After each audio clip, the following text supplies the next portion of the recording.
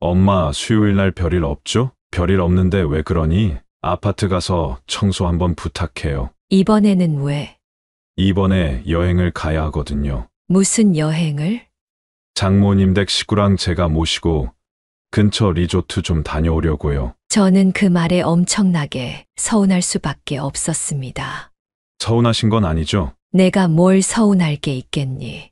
하지만 저는 사실과 다른 말을 해야 했습니다. 얼마 전에 사돈댁으로부터 보증금 중 일부를 빌려서 작은 월세방을 얻을 수 있었기 때문이었습니다. 저는 미용사로서는 은퇴를 했기 때문에 따로 소득은 크게 없고 소일거리와 연금으로만 생활을 해야 하는 처지인데 연금도 그다지 많은 상황은 아니었죠. 그래서 저는 입을 꾹 닫았습니다. 아들이 뭐라 하든 제가 사돈댁에 신세를 진 것이기 때문에 아들이 장모에게 잘하는 게 맞다고 생각을 했기 때문입니다. 안녕하세요.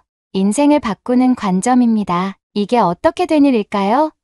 지금 아들이 어머니에게 장모님 댁 청소를 부탁하고 있는데요. 오늘은 가진 게 없어서 사돈댁 청소와 심부름을 해야 했던 정순자님의 사연입니다. 생각만 해도 화가 나는데요. 다행히 그런 정순자님에게도 기적 같은 일이 일어났다고 합니다. 정순자님은 왜 사돈네 청소를 해야 했는지, 어떻게 아들과 며느리에게 가르침을 주었는지, 도대체 어떤 이유가 있길래 그렇게까지 해야 했는지 오늘 사연 바로 들어보시죠. 안녕하세요. 저는 올해로 67이 된 정순자라고 합니다. 저는 2년 전까지 미용사 일을 하다가 허리가 아파서 은퇴를 했고 지금은 노인 일자리 등을 이따금씩 하고 연금을 받으면서 근근히 살아가고 있습니다. 참으로 힘든 생활이기는 하지만 그럼에도 저는 버틸 수 있었던 이유가 있었습니다. 바로 제게는 금쪽 같은 아들이 하나 있었기 때문이었습니다. 아들이 8살이 되던 해에 남편이 하늘로 떠나고 혈혈단신으로 아들을 키우면서 참 많은 고생을 했었습니다. 그때는 진짜 이를 악물고 생활을 했던 것 같습니다. 정신없이 일만 하느라 세월이 다 지나가기도 했었죠. 그런 저를 보고 주변 사람들은 재혼을 하는 것이 어떻겠냐는 그런 이야기들도 많이 했었습니다. 하지만 저는 아들이 받을 충격이나 그런 것들이 걱정되어 나중에 생각을 해보겠다고 했었죠. 사실 외롭고 힘든 나날이 계속되었기 때문에 이따금 재혼을 할까 생각이 안 났던 것도 아닙니다. 홀로 아이를 키우는 일이 정말 힘들었기 때문입니다. 만약 남편이 있다면 마음적으로 위로를 받을 수 있을 것 같았죠.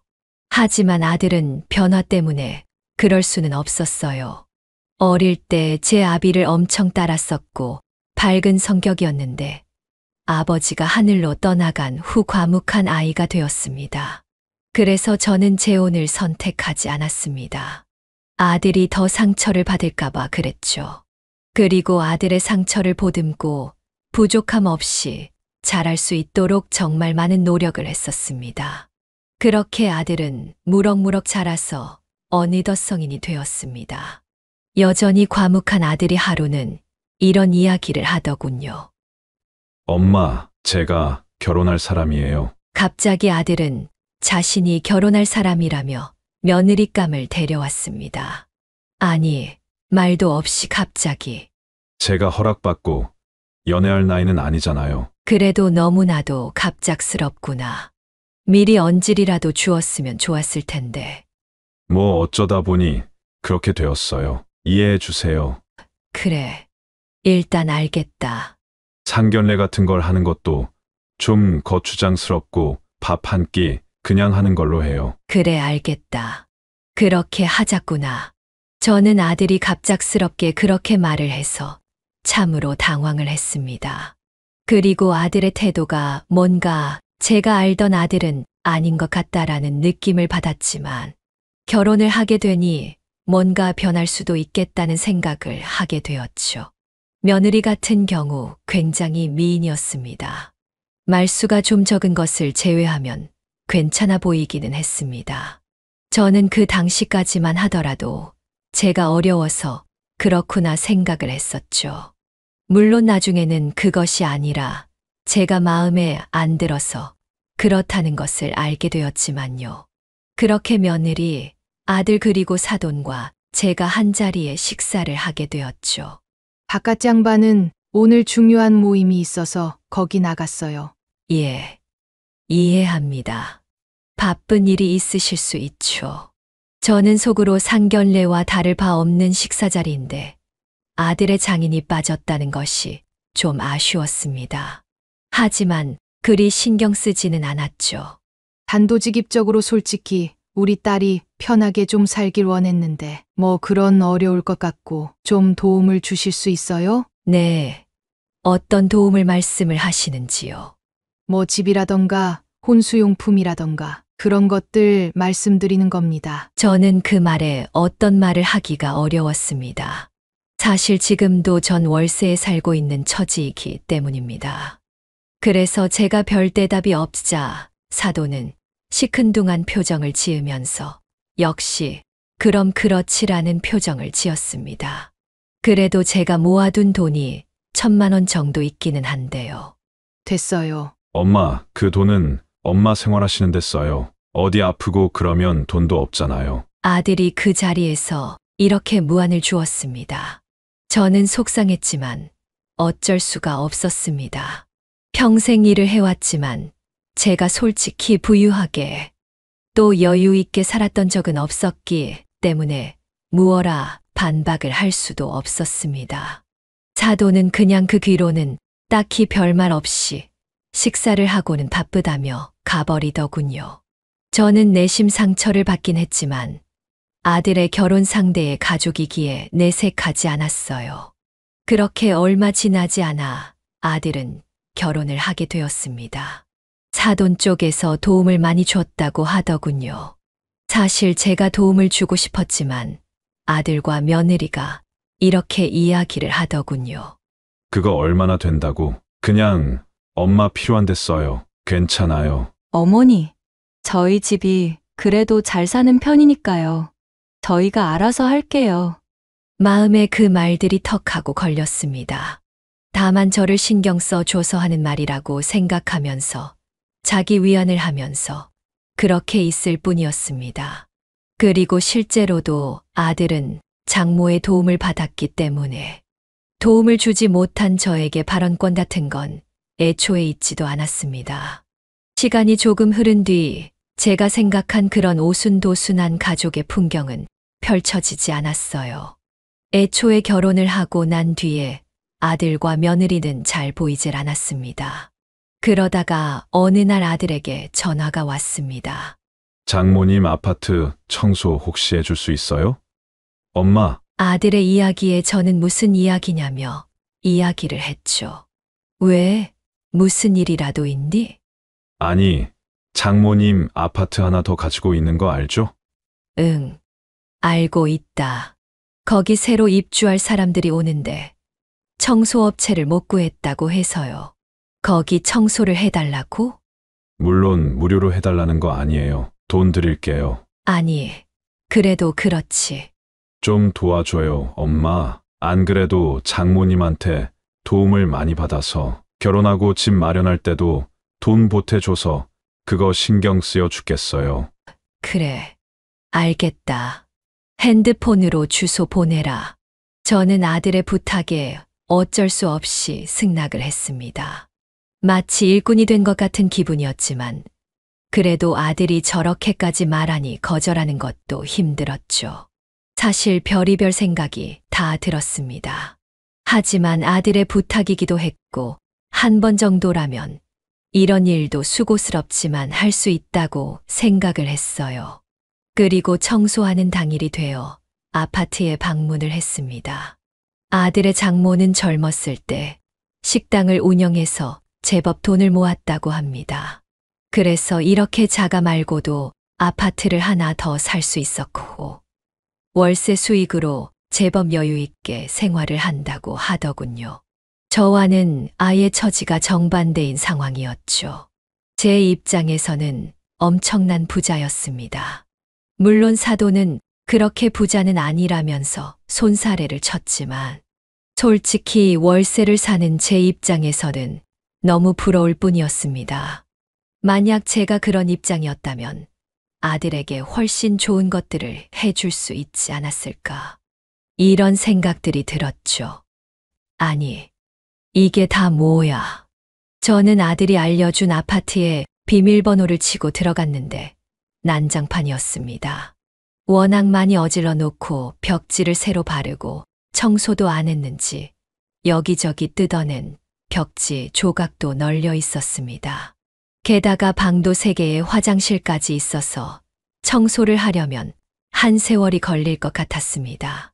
하지만 여기까지 온 이상 그냥 갈 수도 없고 이미 승낙을 했기에 열심히 청소를 시작했죠. 청소를 하다 보니 어느덧 뉘엿뉘엿 해가 기울고 있었습니다. 내리 6시간은 청소를 한 것 같았죠. 허리가 끊어질 것 같은 느낌이었습니다. 그러다 아들에게 전화가 왔습니다. 엄마 청소는 어떻게 되었어요? 지금 하고 있는 중이다. 왜 이렇게 오래 걸려요? 여기 방도 3개고 화장실에 어지럽혀진 게 많아서 시간이 더 걸리는구나. 알겠어요. 대충 마무리하시고 집에 들어가요. 아, 청소한 거는 사진 찍어서 보내주시고요. 저는 아들의 말에 마치 내가 직원인가 싶은 생각이 들었지만 별 이야기는 못했습니다. 아들이 급하게 전화를 끊었기 때문입니다. 그리고 알람이 울렸습니다. 휴대폰을 보니 20만 원이 입금되어 있었습니다. 그리고 문자가 왔죠. 엄마 오늘 청소한 비용이에요. 용돈으로 쓰세요. 저는 왠지 모르게 울컥했지만 그냥 어서 청소나 끝내고 집에 돌아가기로 했습니다. 그렇게 늦은 밤이 되어서야 저는 집으로 돌아올 수 있었죠. 그날 청소를 했던 까닭인지 저는 사흘을 몸져 알아 눕게 되었습니다. 특히 허리가 너무 아프더군요. 젊어서부터 일어서서 일하는 미용사로서 생을 살다 보니 허리가 많이 안 좋은 편이었습니다. 그래서 허리가 상당히 아프고 그랬었는데요. 그래서 은퇴를 한 것이기도 했는데 갑자기 무리하게 청소를 장시간 하다 보니 허리가 끊어질 것 같았습니다. 저는 3일째 되는 날 겨우 일어나서 병원에 다녀왔습니다. 허리가 디스크 직전이기 때문에 절대로 무리해서는 안 된다는 이야기를 하시더군요. 그리고 몸살도 같아 오는 바람에 더 아팠던 것 같다면서 다량의 약을 처방받았습니다. 그렇게 집으로 돌아와 일주일 정도 관리를 해서야 겨우 몸 상태가 진정이 되었죠. 하지만 아들의 부탁은 그것만이 아니었습니다. 엄마 장모님이 레몬청인가? 그거 좋아한다던데 만들어 줄 수 있어요? 레몬청? 그래, 만들 수야 있지. 제가 돈 드릴게요. 좀 만들어 주세요. 아니, 무슨 내가 돈만 밝히는 그런 사람이니? 그런 뜻이 아니잖아요. 엄마 어려운 거 아는데요. 그냥 만들어 주세요. 내일 찾으러 갈게요. 이런 식으로 숱하게 이런저런 부탁이 들어왔습니다. 물론 솔직히 그 덕분에 생활이 조금 나아진 건 사실입니다. 한두 푼 그렇게 용돈이라도 받다 보니 쥐꼬리만 연금과 소일거리로 생활하고 있었는데 큰 도움이 되더군요. 저는 그런 제 자신이 너무나도 싫었습니다. 돈 때문에 점차 제가 마치 식모라도 된 듯 기분이 들었지만 뭐라고 하질 못하고 있었으니까요. 그 얼마 되지 않는 돈이 제게는 큰 돈이었고, 그래서 저는 마음이 불편한데도 참고 있는 제 자신이 못나 보이기까지 했습니다. 그렇게 시간은 흘렀습니다. 그동안 다양한 부탁들을 들어주었고, 심지어는 사돈댁 강아지까지 산책을 시켜달라는 부탁도 받았죠. 사돈댁은 여행을 자주 다니는지 집을 자주 비우더군요. 그렇게 시간은 바람처럼 흘러 4월이 되었습니다. 4월 봄이 오는 계절에는 제 생일이 있었어요. 예전에 남편이 늘 꽃을 선물하고는 했었는데 그것도 너무 오래된 기억입니다. 그 이후에는 아들이 종종 꽃을 선물해 주고는 했었는데 나이가 드니 그것도 해주질 않더군요. 그래도 늘 밥 한 끼 같이 하면서 이런저런 이야기를 나누고는 했었습니다. 그런데 아들이 결혼을 하고 처음으로 찾아온 제 생일. 아무런 연락이 없더군요. 저는 바빠서 결혼을 했으니 자기 가정 챙기느라 그런 줄 알았습니다. 그러다가 아들에게 문자가 하나 왔습니다. 엄마 혹시 장모님 댁 청소 가능해요? 사돈네? 또 왜? 아, 지금 장모님 모시고 일본 왔는데 집 문단속 잘 되어 있나 확인할 사람도 필요하고 해서요. 저는 답장을 하지 않았습니다. 서러움이 몰려왔기 때문입니다. 하지만 아들은 막무가내로 돈을 보냈습니다. 30만 원이 입금되었더군요. 저는 가만히 누워서 상처난 마음을 달랬습니다. 그래, 그럴 수 있어. 실제로 아들이 결혼하는데 장모의 도움이 많았던 것도 사실이니까. 그럴 수 있어. 저는 이렇게 생각을 하면서 또 몸을 일으켰습니다. 몸이 썩 그렇게 좋은 날이 아니었지만 돈을 받았으니 움직여야만 할 것 같은 기분이었습니다. 그렇게 사돈댁으로 향했죠. 그리고 청소를 하기 시작했습니다. 눈물이 자꾸 나오려는 것을 참으며 청소를 했습니다. 돈 때문에 그깟 돈이 뭐라고 이렇게 살아야 하나 싶은 마음도 들었습니다. 좋게 생각하면 좋겠지만 그게 되질 않더군요. 저는 생일날 홀로 쓸쓸히 사돈댁을 청소하면서 시간을 보냈습니다. 물론 이전의 아파트 청소보다는 쉬웠지만 마음은 훨씬 무겁고 힘들었습니다. 그렇게 집으로 돌아와 저는 또 사흘 밤낮을 몸져 알아 눕게 되었습니다. 이번에는 마음으로 인한 병이었는지 병원에도 가기 싫더군요. 그냥 그렇게 시간이 흐르면 낫겠지. 이런 생각을 하면서 며칠을 보냈습니다. 그리고 며칠이 지났습니다. 아들은 아마 일본에서 돌아왔을 텐데 여전히 연락이 한 통도 없었습니다. 이제는 어떻게 나한테 이럴 수 있나 이런 생각이 들더군요. 어릴 적 애비 없이 자란 자식이란 말을 듣지 않도록 하기 위해서 얼마나 최선을 다했는지 모릅니다. 저 입을 것, 먹을 것은 아끼더라도 아들이 입을 것, 먹을 것은 아낀 적이 없었습니다. 뭘 하든 학교에서 절대로 무시를 받지 않도록 키웠죠. 하지만 지금에 와서 돌이켜보니 아들은 그것에 대한 고마움을 한 번도 표현한 적이 없었습니다. 이럴 때는 떠나간 남편이 정말 많이 떠올랐습니다. 그 사람이 있었다면 제가 이렇게 무시를 당하고 살지는 않지 않았을까. 이런 생각이 절로 났죠. 그렇게 또 며칠이 지났는데 갑자기 전화 한 통이 울렸어요. 막내 이모님의 번호로 걸려온 전화였습니다. 막내 이모님은 90세가 넘으셨는데도 제가 종종 찾아뵐 때마다 정말 반갑게 맞이해 주셨던 분이었어요.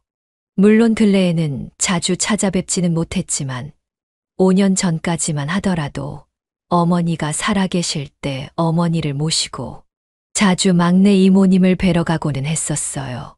그리고 저희 어머니가 돌아가실 때도 가장 서글피 우셨던 분이 막내 이모님이었습니다.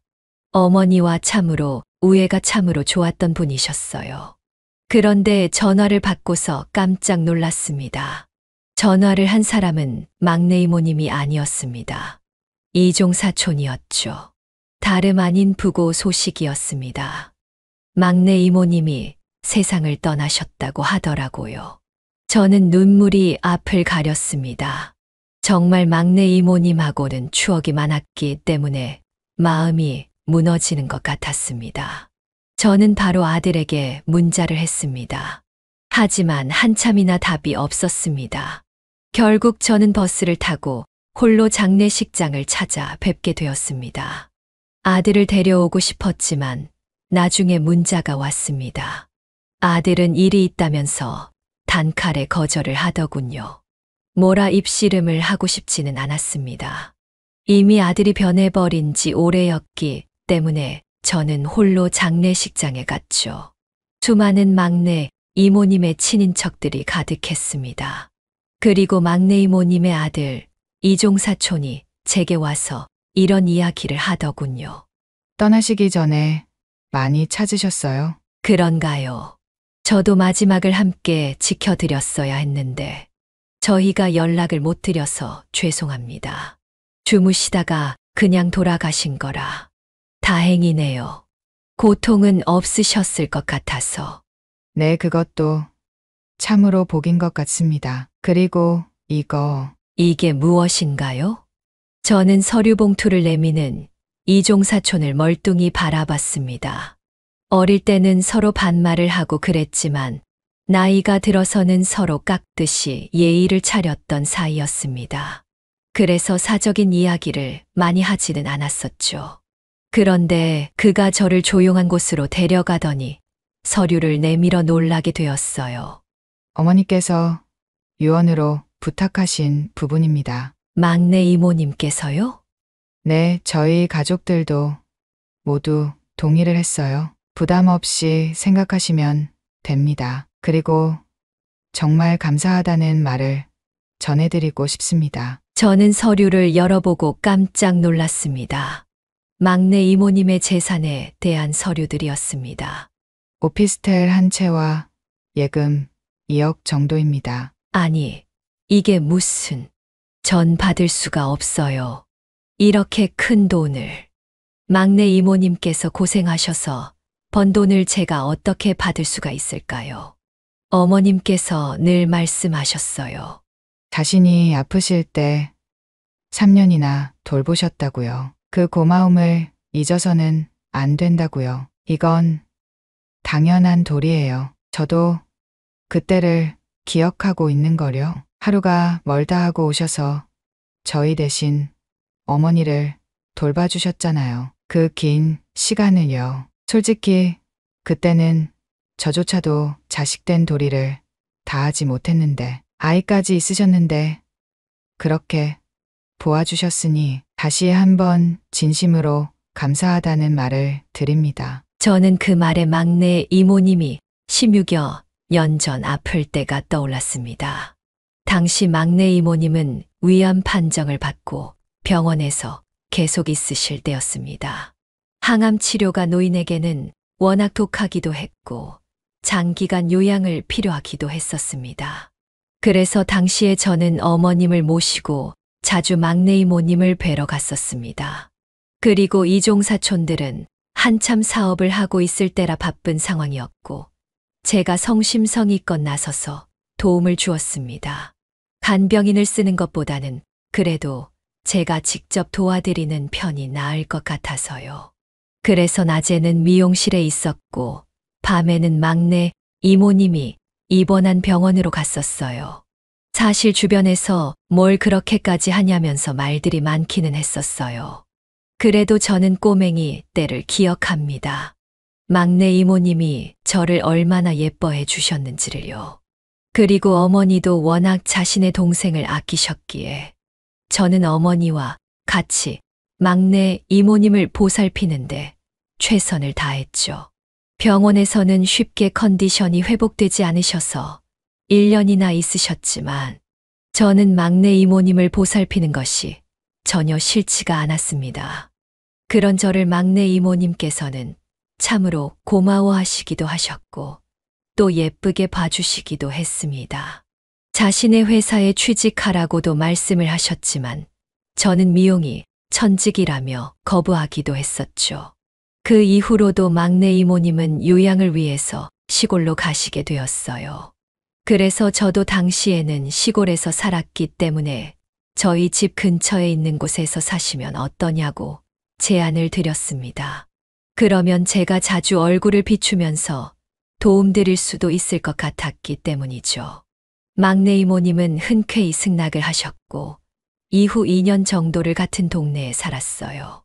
그때는 어머니와 저 막내 이모님이 함께 모여서 수다도 떨고 참 동화 같은 그런 시간을 보냈던 것 같아요.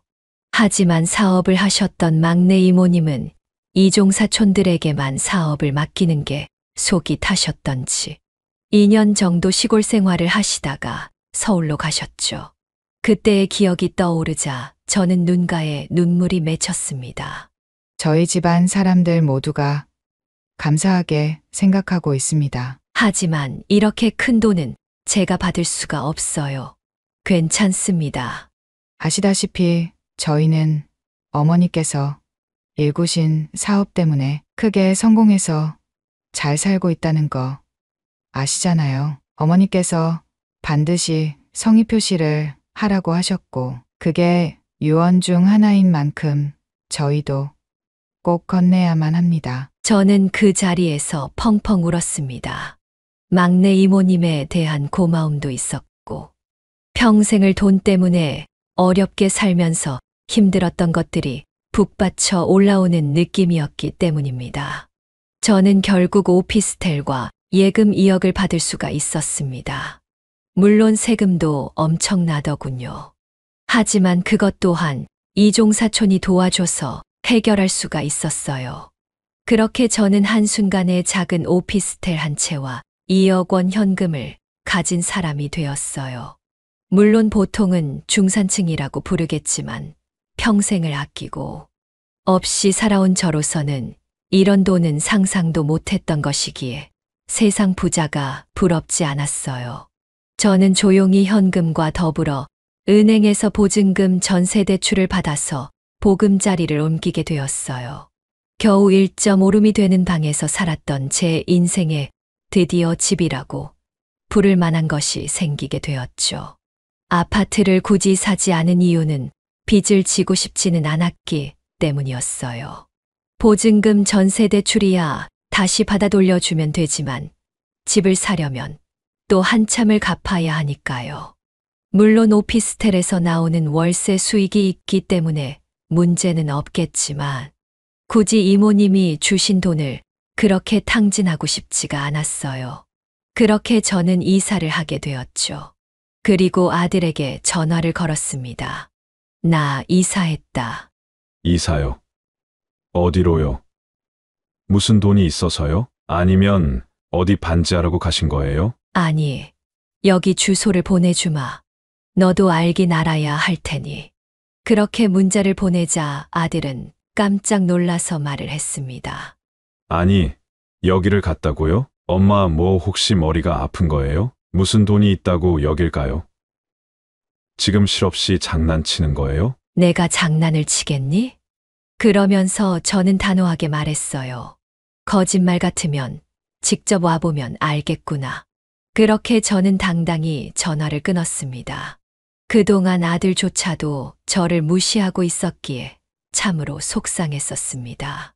그리고 그깟 10만 원, 20만 원 용돈 받자고 자존심을 다 버려가면서 사돈댁에 식모 노릇을 하고 있었으니 마음이 정말 아팠습니다. 심지어 사돈댁은 저에게 거의 연락도 없었죠. 남남보다 못한 사이였습니다. 가족으로 엮인 사이인데도 불구하고 신분이 나뉘어 있었기 때문입니다. 그날 저녁에 아들과 며느리가 저희 집으로 방문을 했습니다. 그들은 제가 실제로 문을 열고 나타나자 깜짝 놀란 얼굴이 되었습니다. 아니, 여기가 얼마인데 여길 어떻게 오신 거예요? 어머님 이게 도대체 무슨 일이에요? 아들과 며느리는 눈이 휘둥그레지며 물었습니다. 그래서 저는 간단하게 자초지정을 설명했습니다. 그러자 아들과 며느리의 눈이 대번 바뀌는 것이 느껴졌습니다. 그러면 엄마 오피스텔 수익은 얼만데요? 어머님 그 오피스텔을 담보로 여기로 들어오신 거죠? 그들의 이야기에 저는 그냥 별말을 하지 않았습니다. 자세히 뭔가 이야기를 해줄 필요성도 느끼지 못했고 태도가 바뀌는 그들을 보면서 기가 막혔기 때문입니다. 너희들은 내가 뭐로 보이니? 제가 질문을 하자 둘은 어리둥절한 표정을 지었습니다. 나는 너희 시어머니고 너희 어머니다. 제가 말하자 아들과 며느리는 어색하게 웃으면서 말했죠.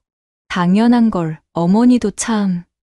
뭔 이야기가 하고 싶은 거예요? 이거 우리 좀 잘 이용할 방법 생각해 보면 안 돼요? 오피스텔 팔고 여기 전세 계약 2년일 테니까 그거 끝나고 돈 합쳐서 뭐 하나 하면 좋을 것 같은데. 아들은 눈이 희번뜩해지면서 이런저런 이야기를 늘어놓기 시작했습니다. 회사에 다니면서 솔직히 이렇게 해서는 돈 못 모으겠다 싶었거든요. 그런데 지금 오피스텔 그것도 엄청날 텐데 이거 잘하면 우리 가게나 이런 사업하면 딱 좋을 것 같은데요. 아들이 말하자 며느리도 맞장구를 치기 시작했어요. 맞아요, 어머님. 그 돈이면 단순히 오피스텔 수익만이 아니라 뭔가 굴리면 돈이 되지 않을까요? 저는 그들의 이야기에 이렇게 답했죠. 나 먹고 살기는 충분하다만 오피스텔 수익은 오히려 나 먹고 살기에는 많을 정도다. 그 이야기에 아들은 대번 인상을 찌푸렸습니다. 그게 무슨 소리예요? 나도 그렇고 집사람도 그렇고 좀 같이 살려면 돈을 더 굴려야 된다고요. 저는 아들의 이야기가 웃음이 났습니다. 오랜만에 폭소를 하고 말았죠. 그러자 아들이 뭐가 웃기냐는 듯 절 바라봤습니다. 그래, 생각해보마. 피곤하니까 이만 나가봐라. 그렇게 말을 했습니다. 단호하고 딱 떨어지게 말을 했죠. 저희 시간 많아요. 맞아요, 어머님. 별다른 일 없어요. 그리고 어떻게 이런 중대하고 중요한 상황이 왔는데 이렇게 짧게 이야기를 하고 끝내요. 밤을 새워 이야기를 해서라도 뭔가를 해봐야죠. 저는 그저 무표정으로 말없이 방으로 들어갔습니다. 그러자 아들 며느리도 뭔가 찝찝한 표정으로 일어나더니 집을 나갔죠. 저는 그들의 행동에 기가 막혔습니다. 그동안 제가 모를 줄 알았나 봅니다. 둘은 항상 일이 끝나면 같이 사돈댁에 가서 저녁을 먹고 그랬다는 것을요. 아들은 몰랐겠지만 항상 저녁에 전화를 해보면 사돈 목소리가 들리고는 했었어요. 저는 그걸로 유추를 할 수 있었습니다. 저를 보러 오는 것은 1년에 한두 번일지 몰라도 사돈댁에는 수도 없이 간다는 것을요. 정말 단순히 돈에 의한 선택이었던 것이죠. 그런 의미에서 어쩌면 저는 현대판 고려장이라는 것을 당했던 것인지도 모르겠다는 생각이 들었어요. 굳이 갖다 버리지 않더라도 자식들이 부모를 신경조차 쓰지 않고 방치하는 것. 그게 고려장이 아니면 무엇이겠어요? 요즘 노인들의 빈곤율도 증가하고 우울증도 크게 증가한다고 하는데 그런 것에는 다 이유가 있는 법일 겁니다. 아무리 풍토가 변해간다고 하지만 인간으로서 넘지 말아야 할 선이라는 것이 존재했죠. 저는 그날 이후로 오피스텔을 관리하는 사람을 두고 월급을 주면서 오피스텔을 관리하기 시작했어요. 또 세무사를 고용해서 세금 처리도 하기 시작했고 여유로운 생활을 했습니다. 물론 그렇다고 제가 흥청망청 쓰는 사람이 된 것은 아니었어요. 막내 이모님이 피같이 번 돈을 받은 것이기에 그렇게 쓰고 싶은 마음도 없었어요. 게다가 저는 평생을 아끼면서 살아왔던 사람이기 때문에 돈이라는 게 얼마나 무서운지 잘 알고 있었죠. 다만 대신 저는 평화로운 일상을 보냈어요.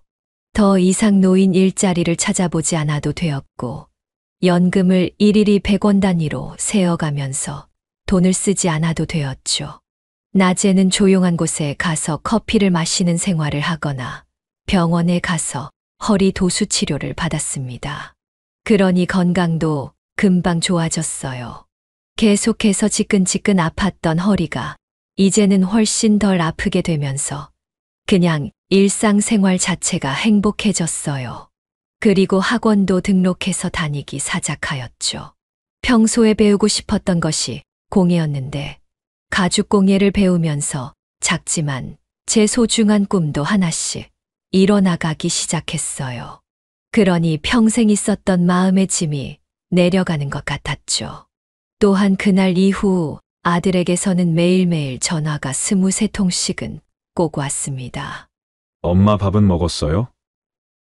건강 잘 챙겨야 하는데 제가 홍삼 좀 보낼게요. 그리고 건강 어디 안 좋은 데 있으면 말해요. 제 친구들 의사 많은데 한번 알아볼게요. 잘하는 데 있는지. 지금은 아픈 데 없죠? 허리가 안 좋다고 수십 번 넘게 이야기를 했을 거예요. 하지만 지 어미 허리가 끊어질 것 같은 것도 모르고 있는 것 자체가 기가 막혔죠. 게다가 며느리에게서도 문자가 계속 날아왔어요. 어머니 혹시 좋아하는 색상 있으세요? 제가 백화점에 가는데 옷 좀 한 벌 보내드려고 해요. 어머니 잘 어울리는 색상으로 고를까 하다가 또 마음에 안 드실까봐 문자 보내요. 참 우스운 일이었죠. 그간 없이 살 때는 전화 한 통, 문자 한 통 없었던 애들이었는데 제게 건물이 생겼다는 것을 알자마자 태도가 이렇게 바뀔 수가 있을까요? 저는 만약 제가 잘못을 저질렀다면 염치가 없어서라도 차마 연락을 하지 못했을 것 같습니다. 차라리 돈이 탐나더라도 사죄를 먼저 하고서 뭔가 이야기를 했을 것 같아요. 그런데 이 아이들은 전혀 그렇질 않았죠. 요즘 아이들이 그렇다느니 이런 수준이 아니라 그냥 사람이 안 된 것이었죠. 그래서 저는 회한이 들었습니다. 그동안 아들을 잘못 가르쳤구나. 이런 생각이 들었어요. 그렇게 몇 개월이 흘렀습니다. 여전히 전화와 문자가 왔지만 저는 그냥 필요 없다. 아니다라는 이야기만 반복했어요. 이제는 필요한 것은 제가 살 수 있고 챙길 수 있으니까요. 게다가 계속 이런 식으로 가다가는 정말 이들에게 말리겠다 싶었습니다. 그동안 당했던 서름을 아들과 며느리의 가면 연기에 저도 모르게 속아 넘어갈지도 모른다는 생각을 했죠. 그러다가 아들에게 전화가 또 왔습니다. 또 비슷한 이야기였어요. 엄마 진짜 뭐 필요한 거 없어요? 보내준다니까요? 없다. 지금 뭐가 필요하겠니? 내가 다 살 수가 있는데. 그건 그렇지만 일단 알겠어요. 뭔가 생각나면 말해요. 그렇게 아들이 통화를 끝내려고 했습니다. 그런데 휴대폰이 꺼지질 않았습니다. 아들이 통화를 끊었는 줄 알았던 모양입니다. 그리고 바스락거리는 소리가 나면서 주머니에 핸드폰이 들어간 것 같았죠. 그런데 그 다음에 대화 소리가 선명하진 않았지만 알아들을 수 있을 정도는 들려왔습니다. 엄마가 완전히 거리를 두는데? 그러니까 평소에 좀 잘하지 그랬어. 나만 잘해야 해.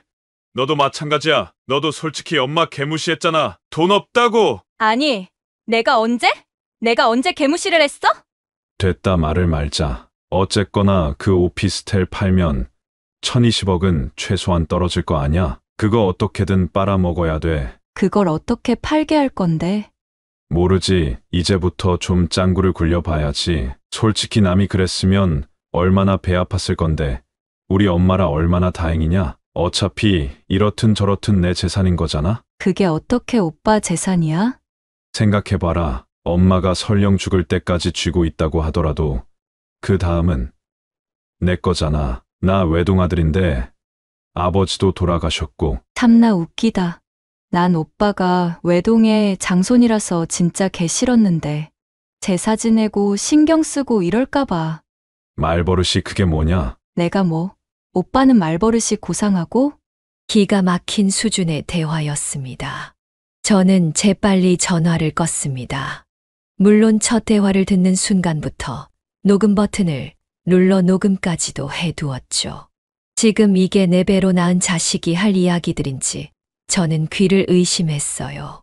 하지만 현실은 현실이었어요. 그런데 놀랍게도 저는 별로 크게 충격을 받지는 않았습니다.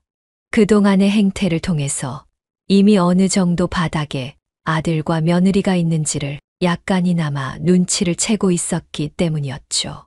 그리고 저는 그날 밤 늦도록 다양한 고민을 했어요.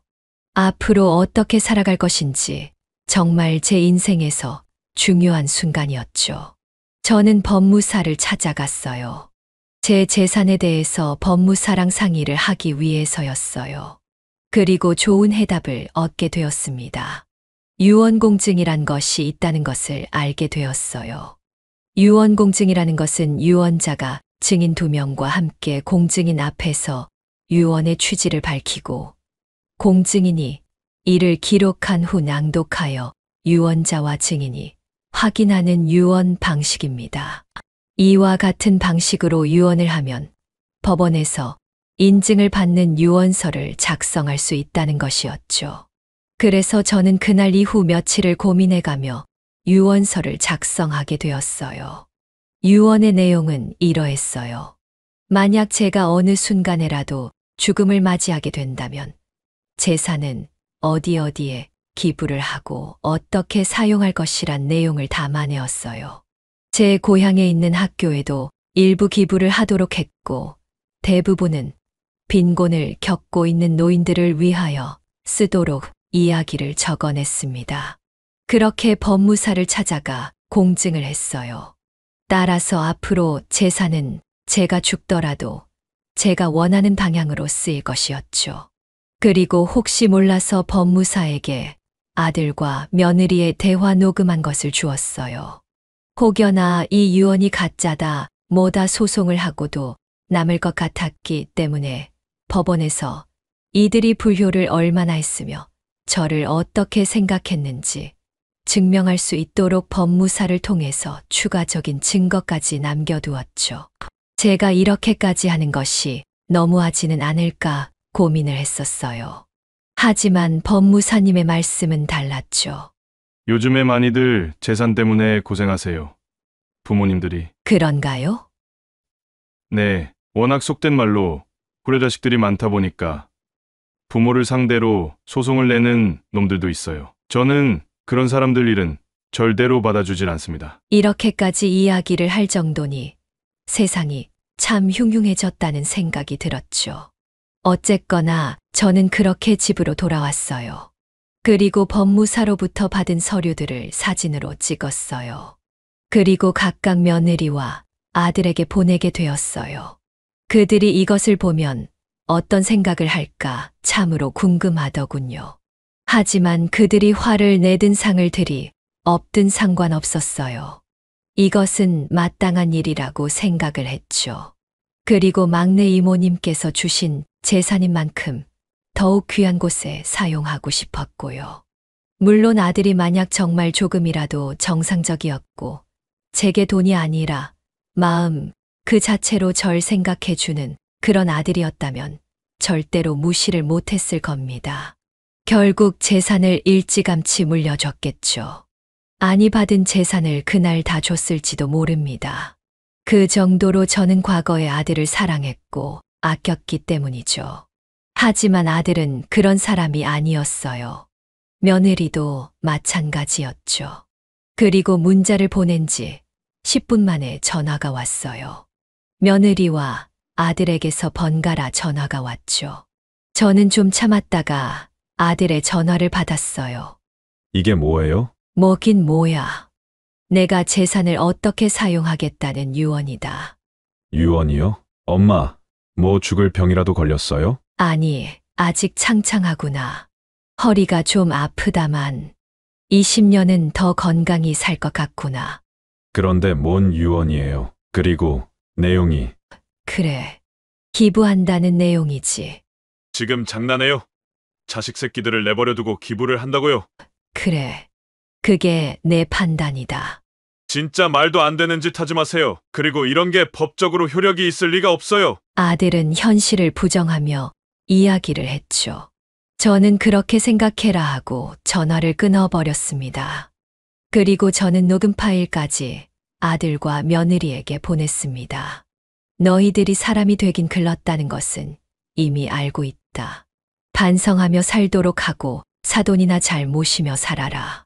제가 이렇게 문자를 보내자 그날은 답이 오질 않았죠. 그리고 저는 평화로운 일상으로 돌아갔어요. 어머 또 오셨네요. 네. 안녕하세요. 저는 근처의 화실에 다니면서 그림도 취미로 배우기 시작했어요. 젊은 사람들과 함께 배웠는데 그들은 정말 예의가 바르고 정상적이더군요. 아들을 보면서 실망했던 것이 남의 아이들을 보고 달래진다니 기분이 이상했습니다. 저는 할머니처럼 살고 싶어요. 왜? 멋지세요. 늦은 나이에도 이렇게 그림도 배우시고, 그리고 딱 보니까 부자 할머니 같아요. 화실에 다니는 젊은 여자 학생의 이야기였습니다. 저는 그때 폭소를 했죠. 한때는 제대로 어깨도 못 펴고 다니던 시절이 있었는데 말이죠. 우연히 막내 이모님의 도움을 받아 이렇게 새로운 세상이 열리게 되었으니 정말 행복했습니다. 그리고 몇 개월이 지났을까요? 아들이 제게 문자를 하나 보내왔습니다. 장문의 문자였죠. 엄마, 나 지금 이혼하러 가는 길이에요. 진짜 나 얘랑은 못 살겠어요. 그동안 제가 걔네 집에서 알랑방귀를 뀌어가면서 얼마나 굽실거렸는데.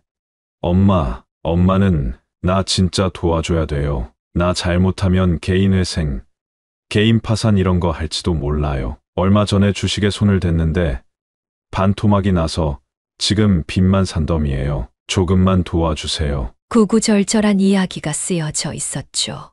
저는 아직도 정신을 못 차렸구나 생각이 들었어요. 이야기의 결론은 결국 한 방을 해볼 테니 돈 좀 빌려달라는 것이었습니다. 개인회생에 대한 이야기도 기가 막혔습니다. 저는 이미 5년 전에 개인회생이 끝나기는 했지만 개인회생을 했던 바가 있었죠. 그때도 아들이 뭔가 투자한다고 해서 빚을 지도 도와줬었습니다.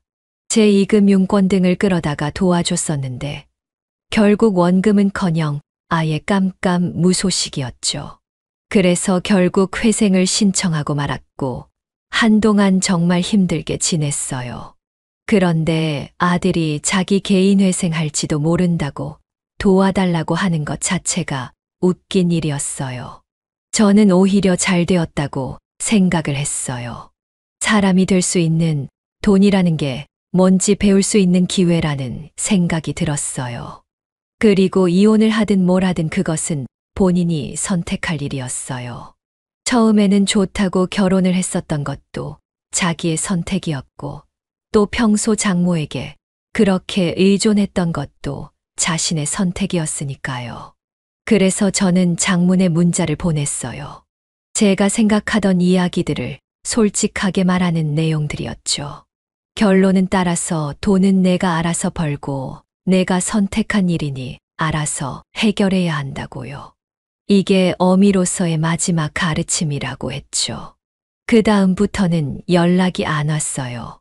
알아들은 것인지 못 알아들은 것인지는 모르겠지만 적어도 연락이 없다는 것은 염치라는 것은 최소한 마음에 생겼구나 싶었죠.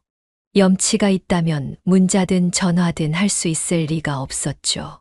저는 그렇게 생각을 하고서 시계를 보고 급하게 나섰습니다. 택시를 탈 법도 했지만 그렇게 돈을 쓰는 것은 익숙치 않아서 역시나 익숙한 버스에 올랐습니다. 그렇게 450분 남짓을 가서 도착한 곳에 마음봉사라는 곳이 보였습니다.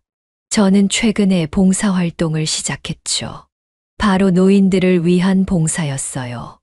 말동무도 하고 밥도 챙겨드리고 그러는 것이었죠. 저도 노인이었지만 그래도 저보다 더 연로하신 그런 분들, 힘이 없이 노년을 맞이한 분들을 위해서 노력하고 싶었습니다. 오늘도 오셨네요. 힘들지는 않으세요? 제가 하고 싶어서 하는 일입니다. 힘들지는 않습니다. 그래도 허리도 안 좋으신 것 같던데요. 어떻게 아셨나요? 일하다 보면 알죠. 봉사를 나가면 어르신들 동작 하나만 보더라도 어디가 불편하시구나 금방 아니까요. 괜찮습니다. 그래도 봉사를 하고 나면 마음이 평온해집니다. 그래도 무리는 하지 마세요. 봉사받는 분들만이 아니라 하시는 분들도 함께 건강하셔야죠. 이런 이야기를 해주니 저는 감동이 몰려왔습니다. 참으로 따뜻하고 그런 분들이 봉사단체에는 참으로 많이 계셨죠. 그곳에서 저는 자식 이야기를 하면 어떻게 대답을 할까 종종 고민을 합니다. 그러면 저는 아들이 지금 공부 중이라고만 말을 하죠. 유학을 갔다고들 생각하는 것 같았어요. 사실 실제로 아들은 공부 중이라고 생각을 해요. 나중에 언젠가 제가 가진 재산의 욕심이 완전히 사라졌을 때, 그때야 저를 찾아오겠죠. 어쩌면 아예 찾아오지 않을 수도 있겠다는 생각은 합니다. 하지만 저는 아들이 힘든 시간들을 거쳐서 제발 정상적인 마음을 가진 사람으로 다시 태어나길 바랍니다. 제가 너무 오냐오냐 해줄 것 다 해주고 키웠기에 벌어진 일 같아서 씁쓸하기는 하지만 그래도 뒤늦게라도 너무 늦지 않은 시기에 아들이 다시 정신을 차릴 기회를 세상이 준 것 같았죠. 그렇게 몇 개월이 지났을 무렵 다시 연락이 왔습니다. 그냥 근황이었어요. 자신은 이혼을 했고 지금은 그냥이라면서 살고 있다. 이런 이야기였어요. 차갑고 짤막한 내용이었습니다. 하지만 저는 아들이 변해가는 것을 느낄 수가 있었습니다. 돈 이야기를 굳이 꺼내지 않았기 때문이죠. 도와달라는 말도 없었고 그냥 정말 단순하게 자신의 근황을 짤막하게 보냈습니다.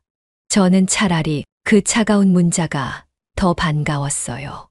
이제는 저를 돈으로 보는 것이 아니라 최소한 지 어미로서는 보고 있다는 뜻일지도 모르니까요. 다만 여전히 제 생각에는 변함이 없어요. 나중에 오피스텔 등은 모두 기부를 할 겁니다. 막내 이모님도 그게 저 답다고 생각을 하실 거예요. 예전에 제가 아주 어릴 때 이런 말씀을 하셨죠. 순자야, 막내 이모가 보기에는 넌 너무 착해. 제가요? 그래. 너 또래 애들이 사는 걸 보면 약삭 빠르게 살고 그러는데 너는 너무 남을 위해서 사는 것 같아. 같이 행복해야 저도 행복한 걸요. 그래서 어떻게 살려고 그러니? 너도 나중에 커보면 알겠지만 세상은 진짜 험악하단다. 그러면 착한 사람들이랑 살면 되죠. 제가 이렇게 말하자 막내 이모는 깔깔 웃었습니다. 그리고 어머니한테 이렇게 말을 했죠. 언니, 얘 이렇게 순둥이로 키워서 어떡하려고 그래? 그 말에 엄마는 항상 빙긋 웃어주었어요. 그리곤 저보고 잘하고 있다면서 이대로만 자라달라고 말해 주었습니다. 그럼 막내 이모는 이렇게 말했죠. 아이고, 큰일 났다. 내가 열심히 해서 둘 다 챙겨야지. 지금은 어머니도 돌아가셨고 막내 이모님도 떠나셨지만 저는 그래도 그 분들의 따뜻한 마음을 이어가고 있습니다. 여기까지 제 길고 긴 사연을 이야기해 보았습니다. 이 이야기를 들으시는 여러분들은 저의 이야기, 생각에 대해서 어떻게 생각하실까요? 다 큰 자식을 버리다시피 제가 연을 끊어놓은 것이 잘한 일인지 모르겠다는 생각도 솔직히 종종 듭니다. 하지만 후회는 없어요. 냉정히 본다면 제 판단이 맞다고 생각하기 때문입니다. 이 글을 들으시는 여러분들의 가정에는 평화가 가득하길 바라며 늘 건강하시고 다가오는 봄 같은 그런 하루하루가 되시길 바랍니다. 네, 오늘 이야기는 어떠셨나요? 오늘 이야기를 듣고 어떻게 생각하시는지 어머님, 아버님의 생각을 댓글로 공유해주세요. 저는 또 다른 사연으로 찾아뵙겠습니다. 좋아요, 구독, 알람 설정을 통해 앞으로도 따뜻한 정을 나눌 수 있게 함께 해주세요. 어머님, 아버님의 삶의 지혜와 경험을 나눌 수 있는 통로가 되겠습니다. 오늘도 인생을 바꾸는 관점을 통해 사연을 들어주셔서 감사합니다.